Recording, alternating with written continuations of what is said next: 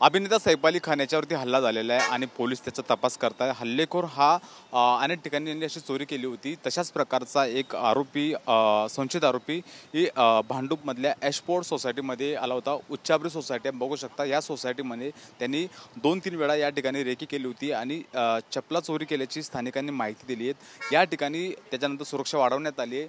सोबतच त्या जो आरोपी होता, संशयित आरोपी होता, त्याचे बोर्डसुद्धा या ठिकाणी लावण्यात आलेले आहेत। आपण बघू शकतो की हा जो आरोपी होता त्याने या सोसायटीमध्ये जवळपास 2 ते 3 वेळा चोरी केली होती आणि त्यांनी माहिती मिळाल्यानुसार की त्यांनी 2-3 वेळा चपला चोरी केल्या होत्या आणि स्वतःवर हल्ला केला होता। त्यानंतर या इथल्या सतर्क झालेल्या नागरिकांनी पोलिसांच्या ताब्यात दिलं। पोलिसांनी ते चौकशी करून सोडून देण्यात आलं।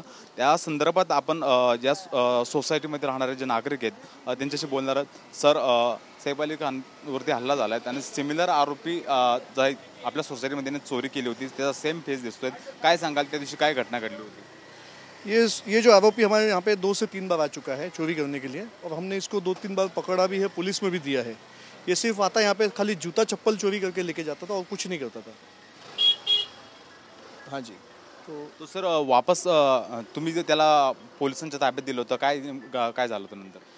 पुलिस के ताबे में दिया और पुलिस ने उसको अगले दिन छोड़ दिया। और एक्चुअली ये सब चरस का नशा वगैरह करते हैं, चरस का नशा करने वाले ऐसे हैं, मतलब वो हिसाब से फिर पुलिस भी उनके ऊपर कुछ एक्शन लेती नहीं थी। ज्या दिवशी त्यांनी चोरी केली होती त्यादिवशी त्यांना पकडून पोलिसांच्या ताब्यात दिलं होतं। त्याला काय नेमकं झालं होतं? त्यादिवशी घटना कशी घडली होती? नेमकं काय त्याने आलं होतं आणि काय त्यांनी केलं होतं आल्यानंतर? नहीं, 2 बार तो उसने चोरी किया था, तीसरी बार तो उसको यहीं पे नीचे पकड़ा गया था। तो जब नीचे पकड़ा गया था तो पुलिस को बुला करके हमने पुलिस को 100 नंबर पे हमें कॉल किया था, तो 100 नंबर पे उसको बुला करके हमने उसको पुलिस के हवाले किया। तो आगे पुलिस ने कुछ कार्रवाई किया, वो हमको आगे का आइडिया नहीं है सर। तर हे होते नागरिक, त्यांनी सांगितलं की त्या आरोपीला पकडलं आणि पोलिसांच्या ताब्यात दिलं। पोलिसांनी चौकशी करून पुढे सोडून देण्यात आलेले। कॅमेरा पर्सन अथर्वसह मी हिरा ढाकणे, TV9 मराठी, मुंबई।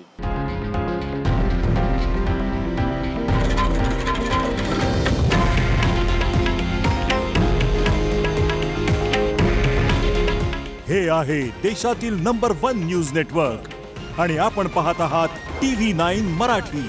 काळजी तुमची, हित महाराष्ट्राचं।